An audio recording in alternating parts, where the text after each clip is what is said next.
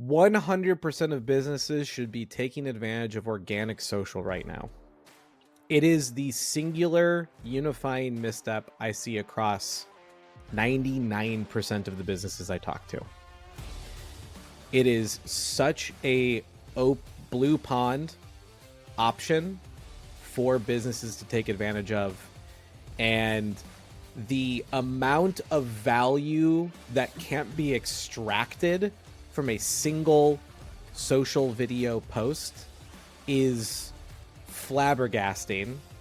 And the fact that no one's taking advantage of it, or very few businesses are taking advantage of it, is disappointing. This is the Entrepreneurs United podcast with your hosts, John St.Pierre and Rich Hoffmann. Rich, today we have Jake the Wizard on with us today.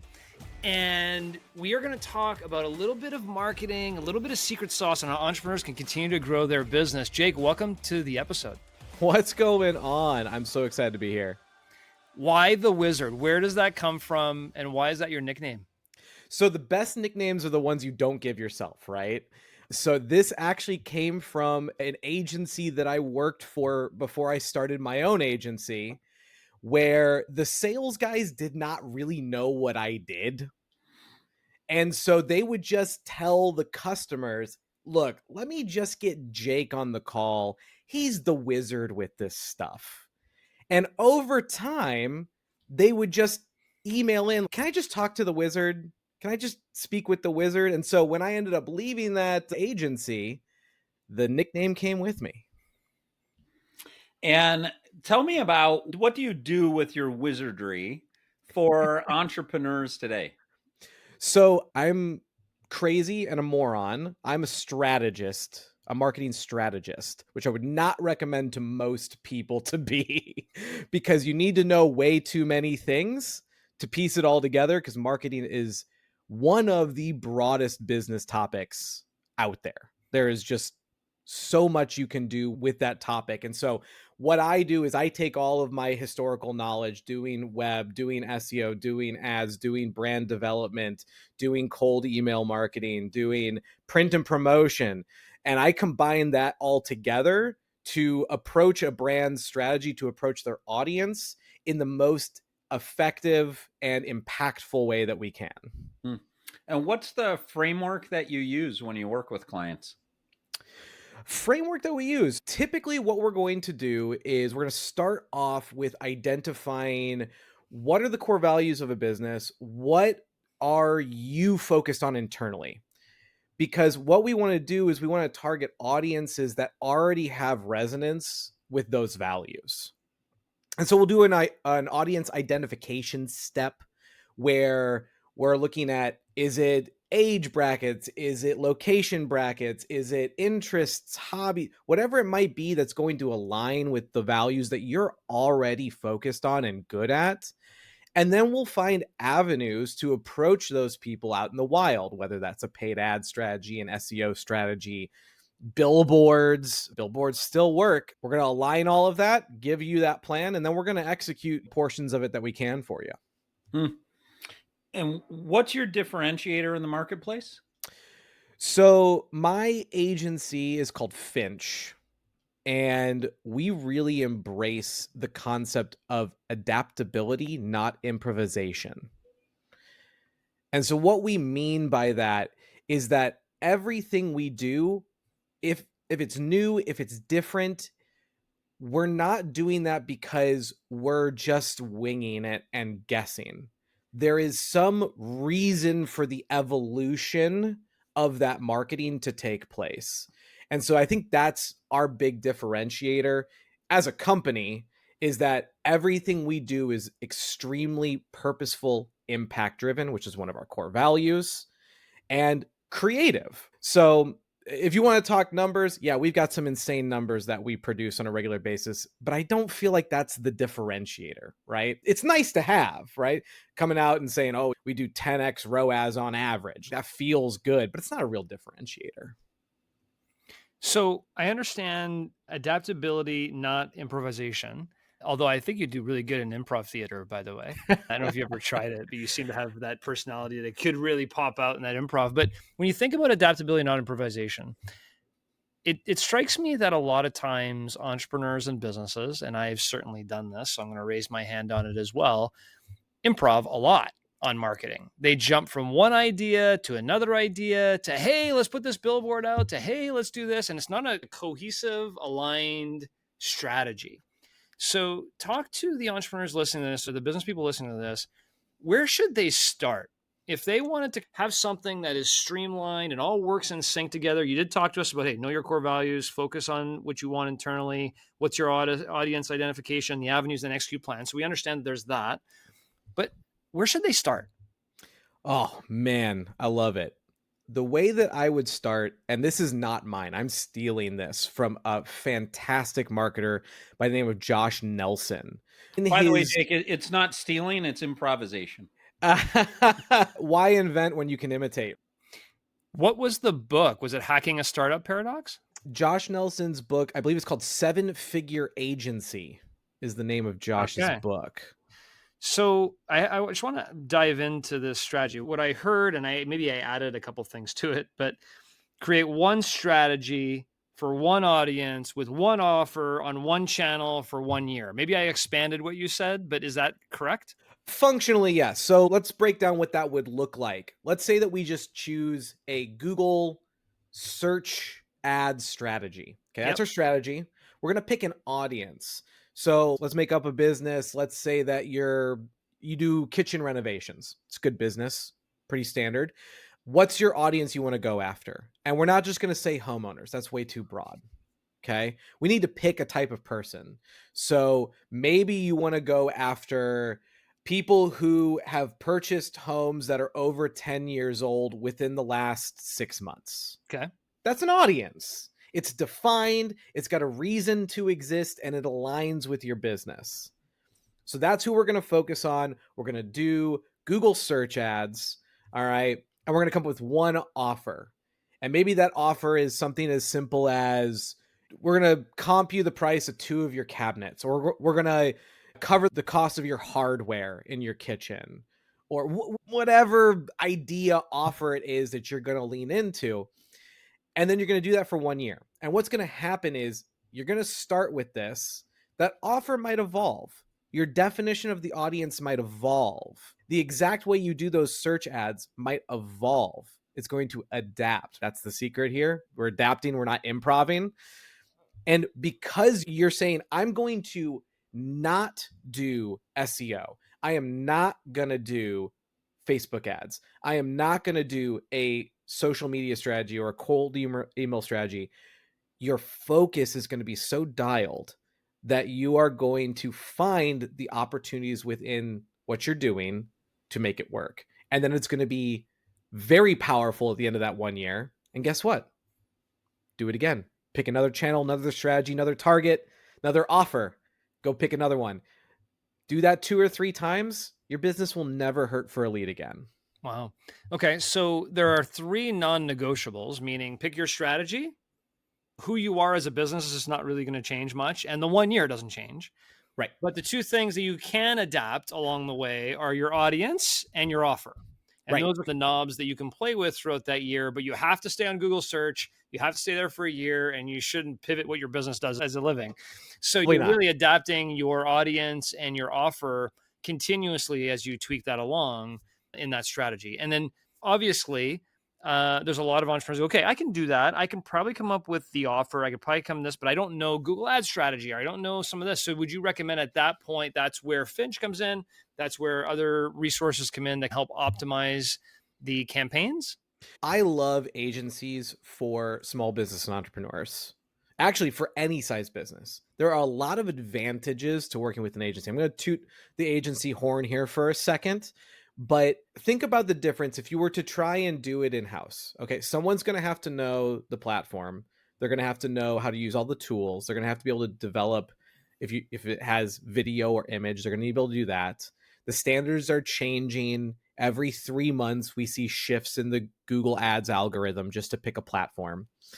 They can quit on you and all that training is gone. There's a lot of disadvantages to building something in-house when if you go with an agency, they're going to have to stay up to date on training. They're going to have individuals backed up for you if something should happen in an employment standard. They're going to have all the tools, everything in house, and they're going to have to work to keep your business. Whereas if you hire somebody and you're giving them a salary, we all know how that goes sometimes, right? So I think there's a lot of advantages to when you get to the execution step of something, bringing in an agency. But to your point, I think that the 7-figure step 1-year plan is something that can be engineered by an internal resource, typically by an owner or a top operator, because it's not contingent on starting strong.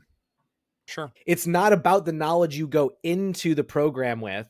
It's about the willingness to commit to getting better at it. Yep. So there's a little bit of a give and a take there, right? I love it because what you're saying is, hey, there's a lot of advantages of working with agencies. And you're right. Like, not one marketing person can be all to everything marketing. It's just very difficult.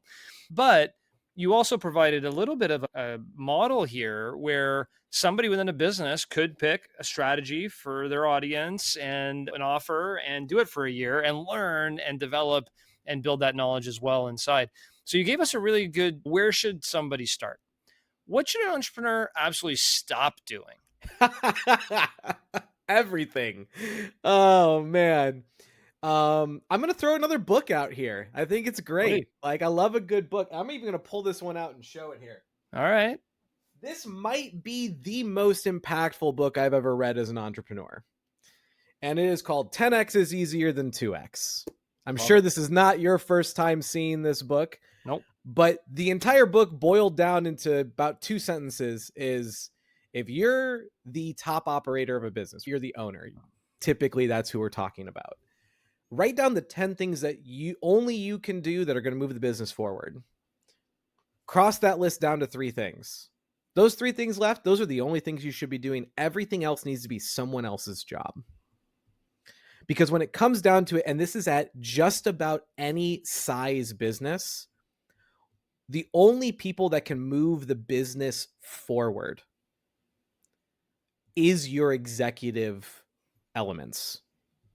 Whether that's just one person as an owner, or if that's a team or a board, your executive team is the one that's looking into the distance and charting the path and traversing it for the rest of the agency. Everyone else is focused on keeping the boat afloat. And so if you're spending all of your time as the owner keeping the boat afloat, you are not steering the boat. And I can tell you from personal experience, when I started my agency, my first 2 years, it was just me grinding away every single day. And I hit a wall that I was not getting past. And I was at the wall for a while, just bumping up against it, and I couldn't get past it. And I made the tough decision as a small one-man show to sacrifice some of that revenue and bring in an employee. I immediately blasted past that wall until I hit another wall. And that time I knew what to do. I didn't have to wait 2 years to figure out what to do. It was hire and fire myself. And so as a business owner, your greatest goal is to fire yourself as much as you possibly can. Agreed. What are the 3 things that you've selected for yourself that you're the only one that can move the business forward, and that's where you've picked to focus? Oh, I love that. I love that. So my organization now is 50 strong. So I get to play in a much more specialized space than when I was just a 1, 2, 3-man show. But going back to that time when I was really growing my smaller agency, when we broke our first 7-figure year and we're continuing on, the things that I really had found needed my focus that only I could do in the business was really driving the marketing branding, driving the sales, and ensuring customer satisfaction. Those were the 3 things that I really spent all my time looking at, whether it was how do we retain customers by making them happier? What are we reporting to them to show them success? And how are we packaging that to ensure that they're having the best experience possible? Or go generate leads and get new people in the door, because you're never going to retain everyone forever. Can you identify and describe the multiple walls that you have found from building a small agency to your agency of 50? If you were to describe it in the way of people, how Mm. many people? And then you hit a wall. And then how many more people? And then there was a wall. And how did you overcome those walls? Absolutely. So the if I'm just trying to like math this out, I was trying to do this in my head while you were saying this. The wall tends to appear between every 1.8 to 2x your staff size. So with a one person agency, you're going to hit a wall, you need one more staff person. At that point, your next hire is, that 1.8 to 2 range, right? Like you're going to need, when you hit the next wall, you're going to need 1 to 2 people, depending on what you're doing. Your next hiring wave will be that like 3 to 4 people, and you're going to scale more rapidly over time. And the way that we handled this is we actually sat down and dreamed up, what does our business look like structurally at 100 people? We had 2 people at the time. And we created this big flow chart with circles and departments. We were nowhere close to this, not even remotely close. But we said, this is our 100-man org chart. And we said, great. What's our 50-man org chart look like? What's our 25-man org chart look like? What's our 10-man org chart look like? And we just scaled that back. And then what we did in scaling it back is we found triggers. We found these trigger moments for things to happen. For example, my agency did a lot of SEO. We had a pod structure where we would have one customer representative over 3 SEO technicians. And so we knew that each SEO technician could handle 25 accounts. So we knew that when one technician hit 20 accounts, we had to go higher. And then when we hit 70 accounts, we needed to go get another customer service manager to start another cell. And we would migrate one of the people out of that cell into the new cell, start that up there. And so we knew some of these trigger points. Some of them were more organic, though. Like, when do you need a financial officer in your business? When your business owner can't do anything except finances. It's a pretty easy one. But yeah, I think that was a really helpful activity for us, was to really envision, like, what does this thing look like huge, and then scale it back and find those trigger points so that based off of revenue, staff needs, communications, whatever it is, when you're going to hit those walls.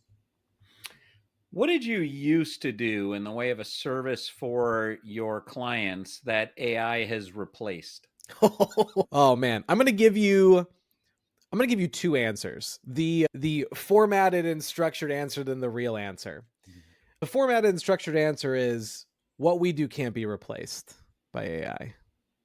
And I do believe that is a true statement from my heart, is that we are a top 10% performance wise agency in the fields that we serve.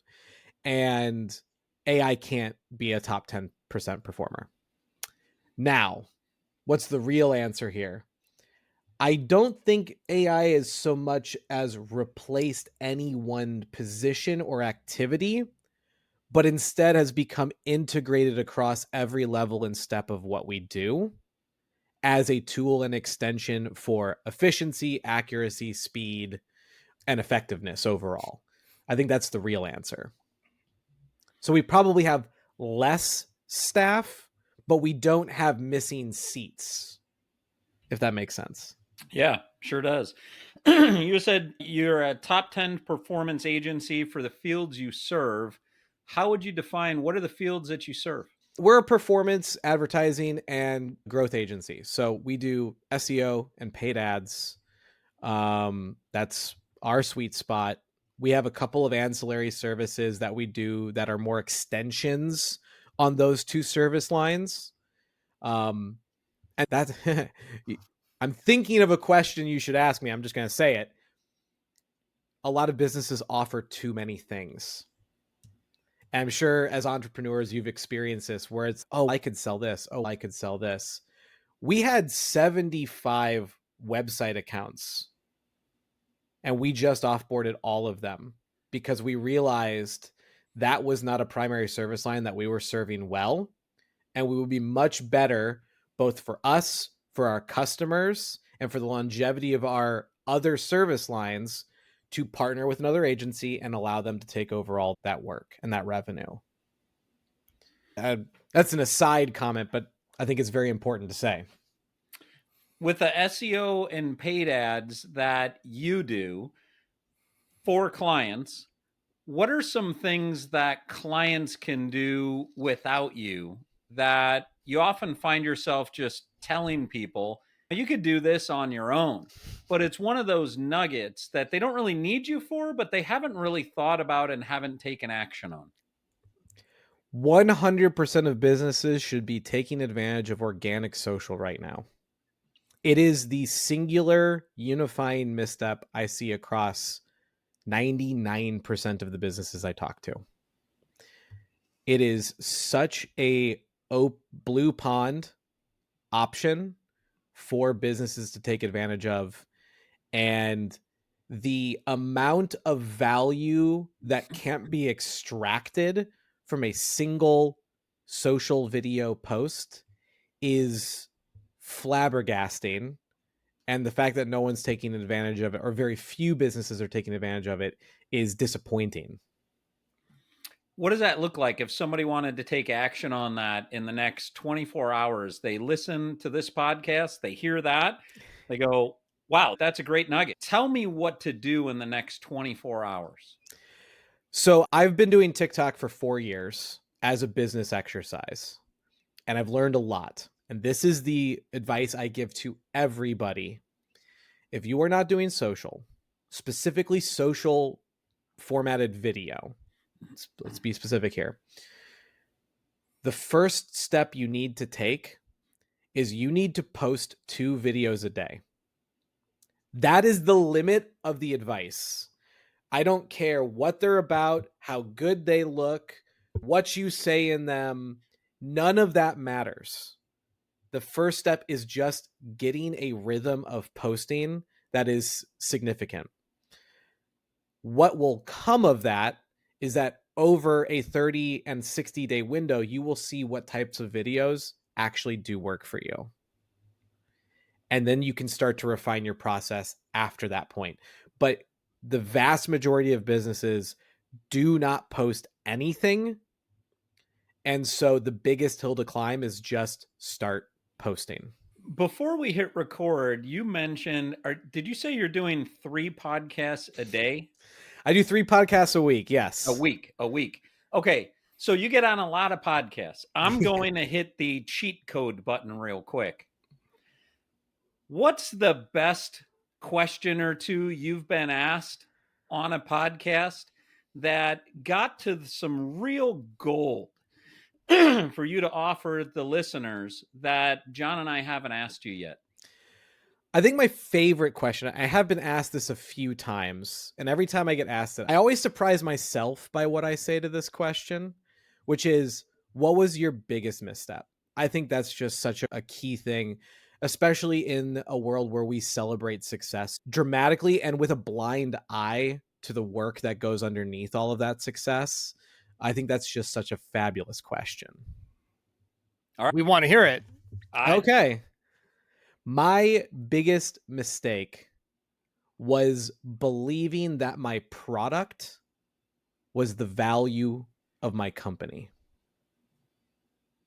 So I've been doing SEO and web dev for 13 years now. And when I started my agency, that's what I held out as the value. And I would get sales. But the problem with that is I put little to no care or effort into the experience that my customers had. My reporting was all over the place. I wasn't great at email communications. I would drop the ball on phone calls because I was busy or whatever it was. And I did not prioritize the experience my customers were having. I delivered a fantastic service from a purely analytical perspective. crushed it out of the park. And I had customers leaving left and center because they were not having an experience that they enjoyed and wanted to continue. Love that. And certainly something that entrepreneurs can think about in their own businesses, because way too often we think about the product or the service and what we're putting out there. And then we look at some of our numbers and, hey, why aren't people coming back? Why are they doing things? And as you dive a little bit deeper, I'm sure you did at that point, you're like, wait a minute, maybe we're thinking about this the wrong way. You got to be able to do both. You got to be able to provide a great experience with the great delivery, not just one or the other. They got to combine together. Jake, the wizard, this was an awesome conversation. Thanks How so can much. people learn more about you, your firm? If they need help with SEO or Google Ads, where do they go and how can they get more information? If you want boots on the ground, real tips you're going to execute on today, tomorrow, and next week, you can go follow me over on TikTok or whichever social platform. I repost everywhere, but TikTok at The Wizard Marketing is going to be my handle.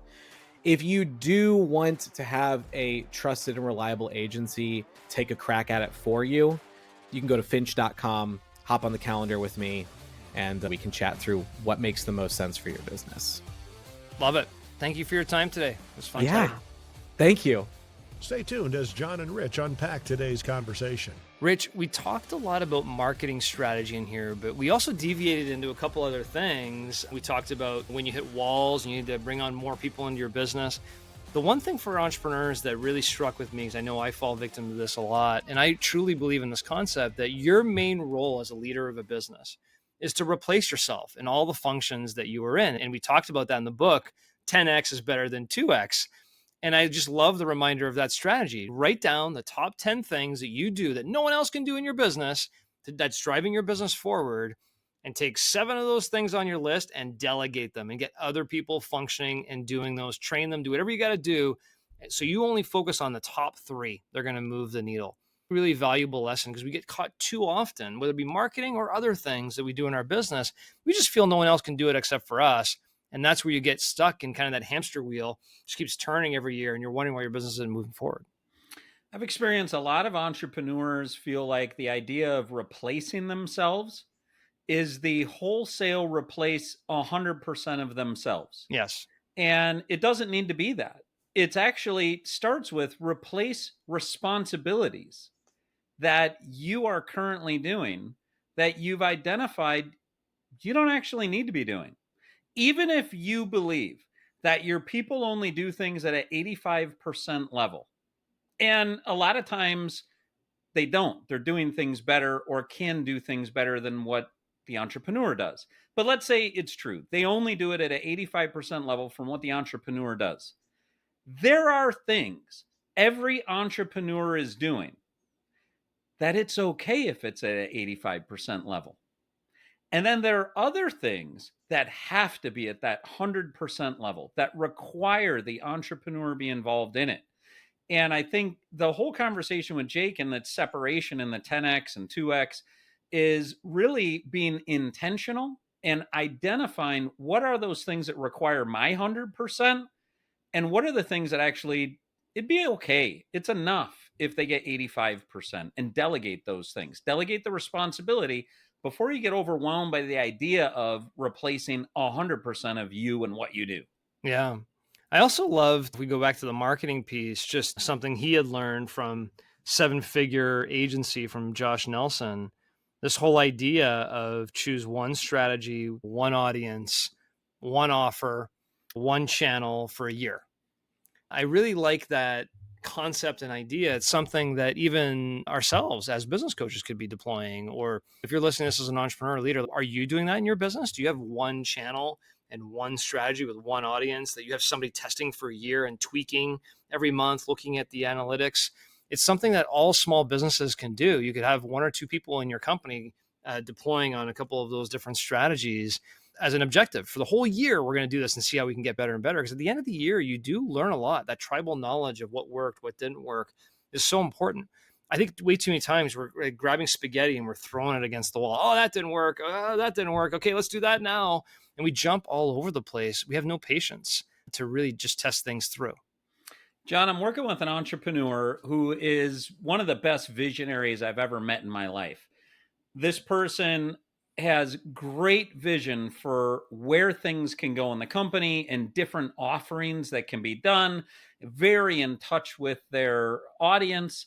And this person has so many offerings that their operations has a hard time keeping up, has a hard time delivering on what the promises that entrepreneur continues to make. This entrepreneur, they went to a big name, I'm not going to drop the name, they went to a big name marketing person where you pay a lot of money to go sit in an audience of 100 people and hear what they have to say.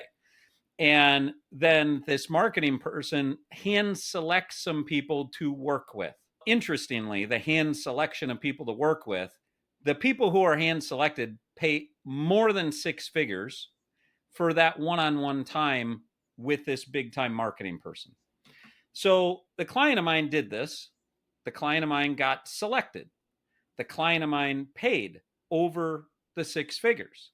And the advice that was received on day one of the sit down with this big time marketing person, paid over 6 figures for it, but it's a year of mentorship. But the day one was, you got to have one offering and you got to offer that in one particular way. And you need to do that for 18 months. Every other offering you have, that may be good. It may make money for you, but it's distracting you. At what cost are all these other little ancillary offerings? They may bring revenue in now, but at what cost to your attention? So this person selected with the entrepreneur, here's the thing.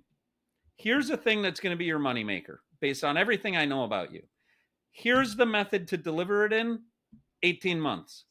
And the entrepreneur who I coach was fighting it, right? Like, in 2 weeks I could make this, and we had this planned, and he said, nope, you got the one offer, the one method of delivering it, 18 months. That's it. That's what you're paying me for. That's what we're doing. And the clarity, once this entrepreneur accepted simplifying their business in that way, the clarity they have and all the creative momentum that they now have is funneled into this one thing instead of the 20 things a day that come to mind as a great visionary. Here's the question. Does this person need to go for the other 11 months of coaching with this person for the year? Or did they just get the secret sauce that, quite frankly, their team was telling them anyway? And so when does an entrepreneur take the messages that are right there in front of them versus going to seek more answers until they find the person, like the right time, right message? I paid enough money, so I must believe, right? There's a lot of interesting parts there, because I know a lot of times in my businesses, I had people on my team telling me things I just wasn't ready to hear until a mentor told me, or until somebody else told me. And I'm like, oh, I guess what they're saying is true. And sometimes it's there right in front of you the whole time. But incredible advice. And it's advice that, quite honestly, Jake talked about in his firm. Look, we're not everything to everybody. And doesn't that come back to, when the student is ready, the teacher will appear? Yeah. And the magic that's so interesting is the lesson was always there. Yep. But the right teacher hadn't appeared yet. Yep. So it's like, there's so many times, and life just continues to teach us the same lesson until we finally learn. But sometimes it does take a financial commitment, or a particular person, or a mentor, or even someone who's an employee of the company that just struck you in the right way, that you finally heard that message. And I think that's what happened for this entrepreneur, because you're right. They heard it from multiple people. But finally, for whatever reason, the teacher appeared and that message finally got in. And it's made a difference already. This just happened 2 weeks ago, John. Yep. And it's made a huge difference already. Yeah. Would love to keep tabs with you offline to see if that continues for 12 months, because that's the secret sauce as well, as having that patient ambition to see it through. Even in the strategies we talked to Jake about, stick with it for 1 year. And I don't know if you remember who Jake said that's the hardest part. The hardest part is not starting to do something you think you're going to do for 18 months or a year. It's actually, the hardest part is doing it for a year or 18 months. So great lessons here from Jake. I thought it was an awesome conversation as we dove through a couple things business, a couple things entrepreneur, a couple things marketing. And certainly I hope that you and the other entrepreneurs listening grabbed as much from this as I did.